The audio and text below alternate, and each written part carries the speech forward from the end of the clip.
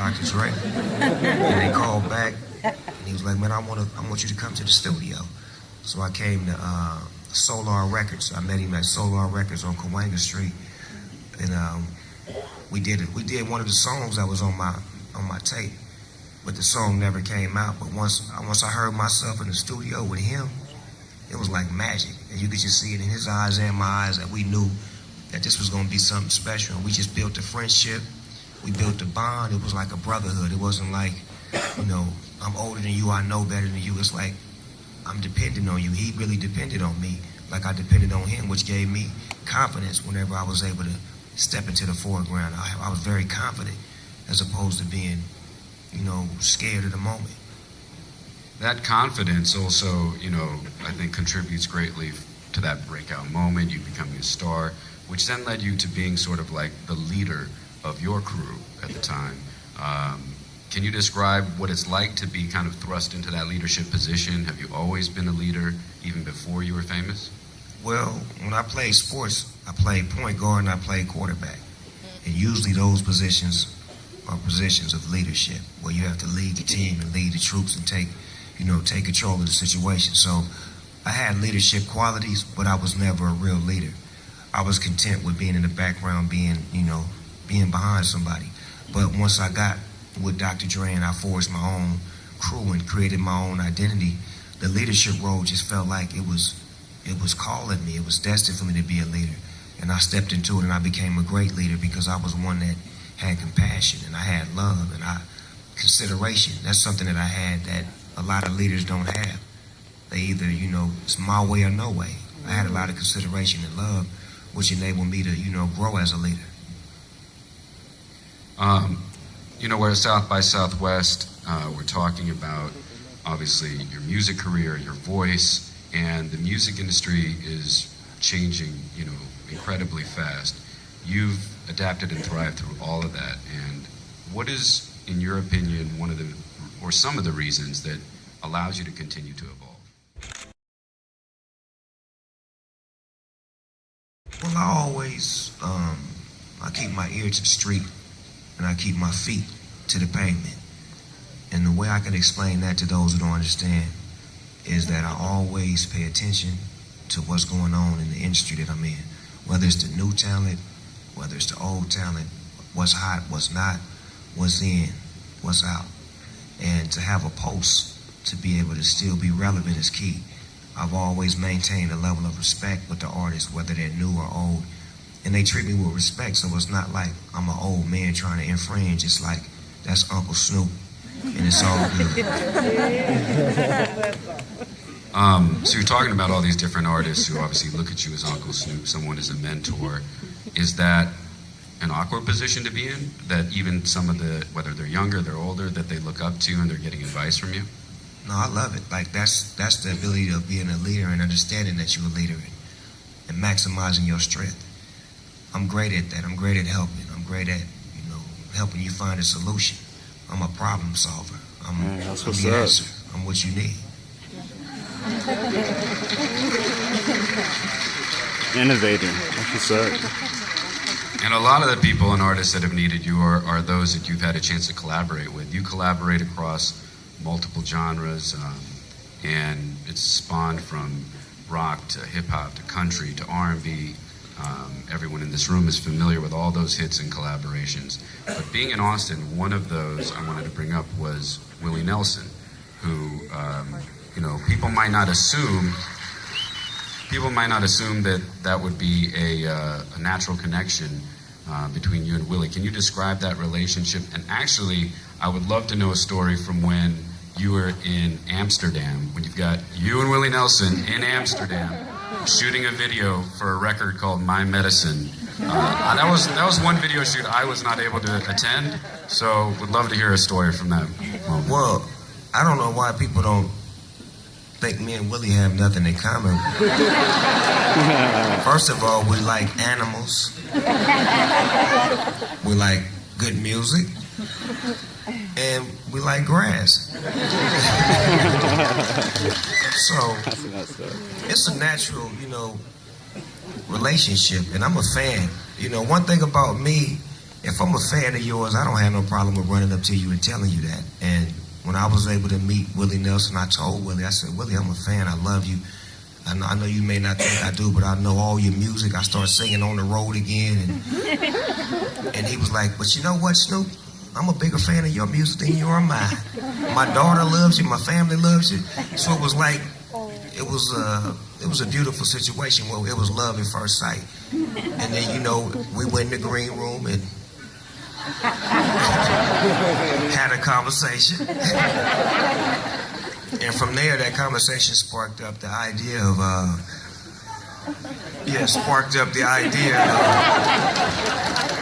of me and Willie wanted to collaborate. And at the time, I had a song called My Medicine. Yeah, My Medicine. And it is medical. Like, yeah, definitely it's medical now. And I was like, Willie, man, I think you would sound nice on this record right here. He like, well, send it over to me. I said, okay, well, how about we do it together? I don't want to send it to you. I want to be with you. He's like, well, I got a show in Amsterdam on 420. I said, well, Willie, I'm coming to Amsterdam on 420. So when I came out there, you know, we had a good time. We performed together, and then the day after the show, we was chilling in Willie's room, and we was playing dominoes, right? So he whooping my ass at dominoes. But at the same time, he passing me a paper, a cigar, a vapor, a bong, and a little, what is that thing with the plastic bag? I don't even know the name of it. Volcano, yeah. So I'm like, this old man is really trying to challenge me right now. So after he gets me to say, hey man, let's go get something to eat. Because that's the cue that you winning right now. I gotta find a way out. So that was my way out. So we jump into a van and we go to our favorite spot, Kentucky Fried Chicken. So we pull up in the drive-thru. So we order chicken. We want a bucket of this and a bucket of that. So me and Willie sitting side by side. So when we get up to the window to pay for the food, we pay for it. They give us the buckets of chicken, and we open it up. Boom. And me and Willie, we stick our hand in at the same time, and we grab the same piece of chicken. And I look at Willie, I'm like, that's you, dog, my bad. And I let him go and have it. And that was one of the greatest moments of my life. When me and Willie Nelson grabbed the same piece of chicken at the same damn time. That's what's up. What a beginning to a beautiful relationship. So, I mean, and Willie is one artist, right? And obviously that's in the country genre, and then you've collaborated with a lot of other artists. What is that experience like for the musicians in the room? How is that hard for you to adapt to different genres? No, because I feel like music is music. And one thing I started to notice is that when you make good music, people love it, no matter what genre it is. So if I go into the studio with a rock artist or a reggae artist or a rap artist, the music is what connects us. There's something about the music that I've made that has touched them, and something about the music that they've made that's touched me. And that's what I love about music. It's a universal language of all people, once you allow it to become what it is. And all this music now brings us to your new album, Bush. This is a manager statement, which is coming out in May of this year. We just saw the video for Peaches and Cream. And, you know, the album is such an incredible body of work, produced entirely by Pharrell. Describe your relationship with Pharrell. How did that start? What's it like? Wow. Well, when Pharrell was a youngster, I think it was,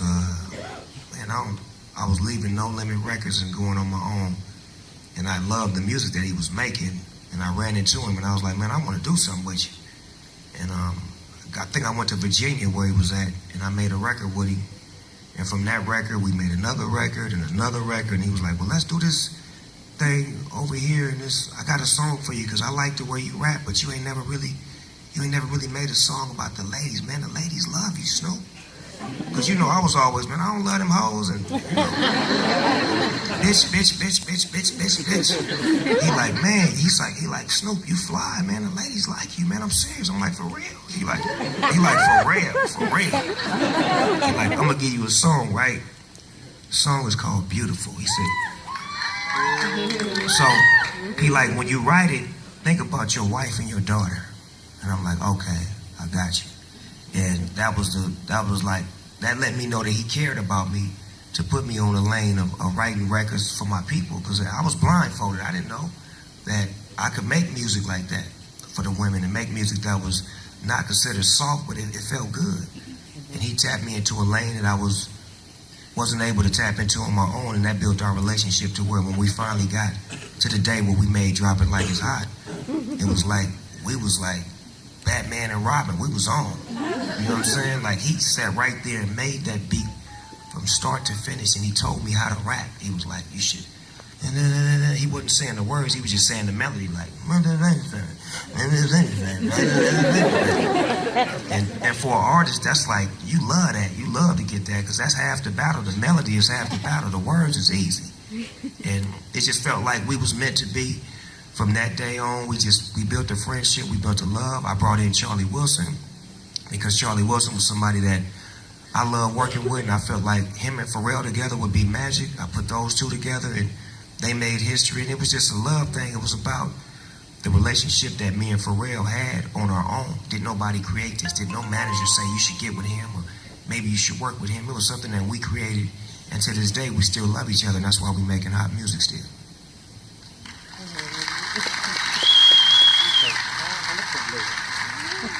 And Bush definitely has, you know, the new album with you and Pharrell, a totally different feel, right? How would you describe it? Because we read about in the press, our press people have put out words, but how do you describe Bush? What journey does it take you on? The mothership is reconnected. It's a funk ride. It's a ride through the funkmosphere. It feels good. When I listen to this record, I really, really enjoy like listening to it and playing it for people and seeing the response.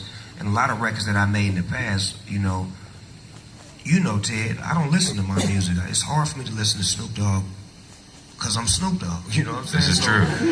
I'm so busy trying to be different. Like when I make a record, I really don't listen to it. It's like, okay, I'm done with it. I got to get on to the next thing.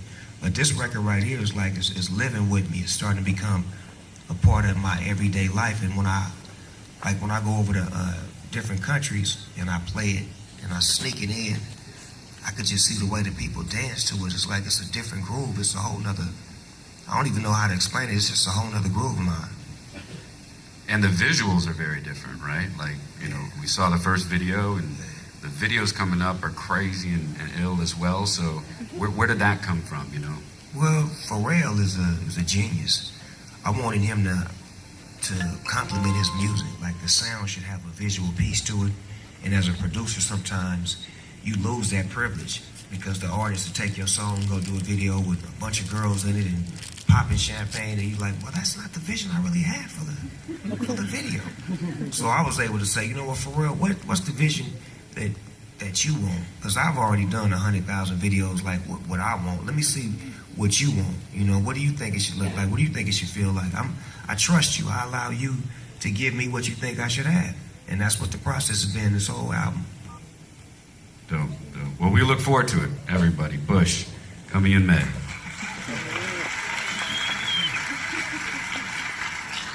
So throughout all this, you know, all this music in your career, the key has been sort of like, you know, your voice and your perspective.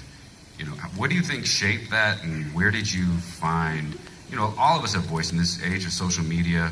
We all have the ability now to, you know, project and platform our feelings and thoughts and share, but it takes something special really to be, I think, you know, a superstar and for that voice to translate around the world, especially if there's other artists in this room. How do you find that voice? How do you constantly redefine it?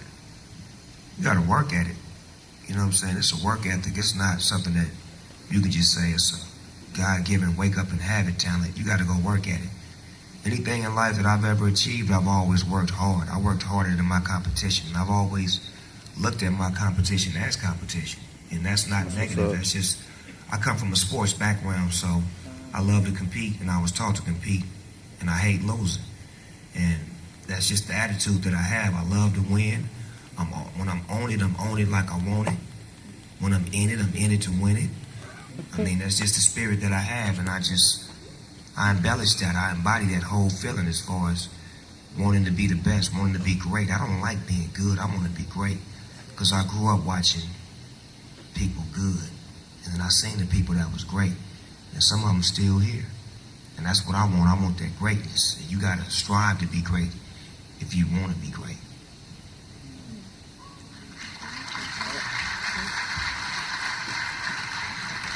Sports, it seems to be a reoccurring theme in this discussion, and you getting a lot of those fundamentals of your philosophy and challenge, how you want to be challenged, how you challenge other people. And I never thought about this before, but the Snoopy Football League's been around for 10 years. How important is maybe that part of a driving philosophy of why you contribute so much, whether it's time, monetarily, or passion, to youth sports? Well, the Snoopy Football League was started 11 years ago. My bad, 11 It's years. all good. You went off. But the purpose of starting the Snoopy Football League was because I wanted to see some kids from the inner city have an opportunity to play some great football and to become something special in life one day. Now, speed the clock up from the day I started it to the day I'm sitting here. This year, we put 21 kids in Division I. Last year, we put 20, and the year before that, we had 17 that went to Division I college.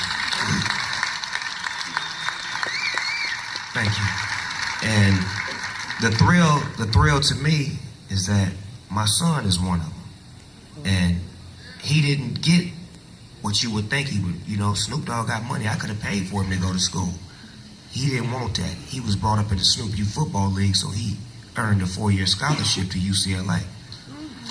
That's what's up.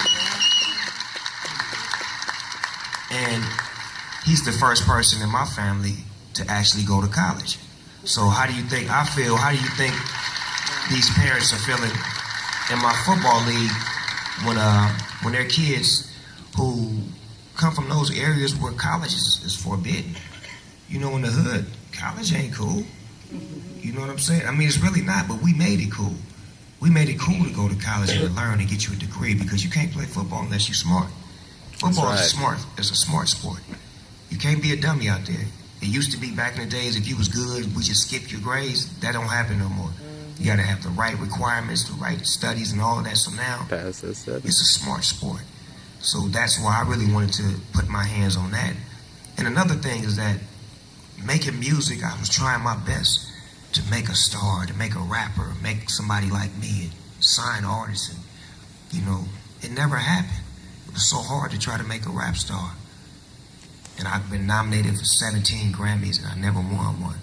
So then I say, okay, well, let me look at my football league. 21, 20, 17. That's better than a Grammy right there. All day, every day.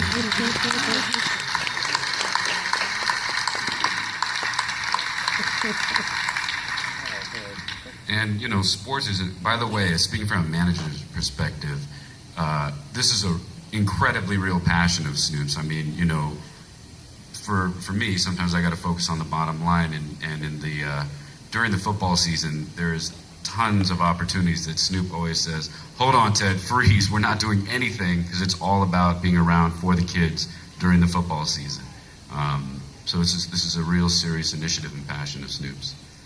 Talking from sports and going into your other endeavors, obviously, you've had an incredible career in film, TV. I know you and our Cashmere Agency team has really built a lot of influence and power in the social media and tech world. What's your thoughts on where social media is now, and what is some of the things that artists should pay attention to in the future of social media? Well, I believe social media is a bridge. It bridges the gap between the people and the people. I don't even call them fans no more. They're the people. They're my peoples. It's not a fan-artist relationship when you communicate and you loving somebody for this long and you reassuring me like I'm reassuring you.